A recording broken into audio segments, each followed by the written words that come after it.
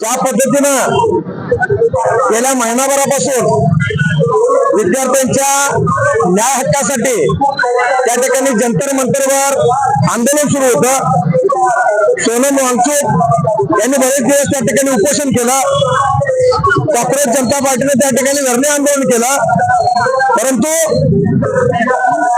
विद्यार्थ्यांचे त्या ठिकाणी प्रश्न समजावून घेण्याऐवजी हिटलर, गद्दाफी, मुसोलिनी यांच्या भूमिकेत येऊन न्याय मागणाऱ्या विद्यार्थ्यांना ज्या लोकांनी 2014ला त्या ठिकाणी मोदींना मतदान केलं त्याच लोकांना रस्त्यावर पाडून त्या ठिकाणी मारण्यात आलं, त्यांच्या डोक्यावर त्या ठिकाणी डोक्यातून रक्त काढण्यात आलं।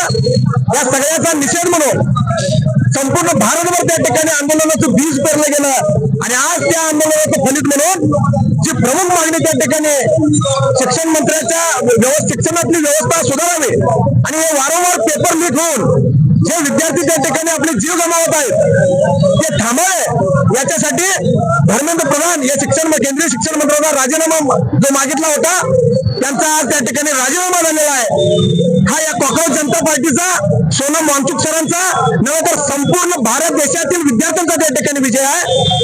आज या सगळ्या संदर्भात या इचलकरंजीमध्ये सगळे पक्ष, जात, धर्म, भेद बाजूला ठेवून एक भारतीय नागरिक म्हणून आपली जबाबदारी म्हणून या सगळ्यात चालू असलेल्या या आंदोलनाला पाठिंबा म्हणून एक तिरंगा रॅली सर्वपक्षीय या ठिकाणी काढण्यात आली आणि ती आता या ठिकाणी या आंदोलनामध्ये जरी त्या ठिकाणी धर्मेंद्र प्रधान यांचा राजीनामा होऊन एका बाजूला यश मिळालं असलं तर गेल्या या शिक्षण व्यवस्थेतील त्या ठिकाणी कारभारामुळे ज्या 20 लोक विद्यार्थ्यांचा त्या ठिकाणी जीव गेलेला आहे त्यांना त्या ठिकाणी महात्मा गांधींच्या पुतळ्यासमोर मेणबत्ती लावून त्यांना श्रद्धांजली व्यक्त करण्याचा कार्यक्रम या ठिकाणी केलेला आहे। माझी सरकारला विनंती आहे, अरे अहंकाराच्या शिखरावरून आपण लवकरात लवकर खाली उतरा।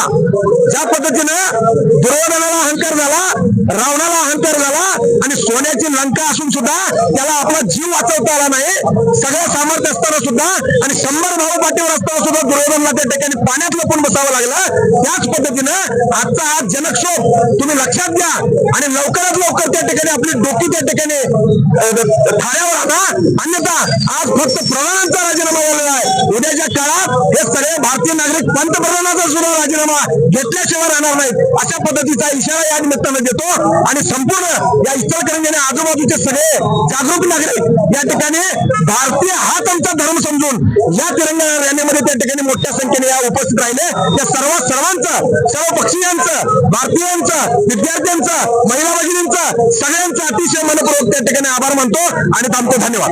सबस्क्राइब करा आणि परिसरातील ताज्या घडामोडी सर्वात आधी बघण्यासाठी बेल आयकॉन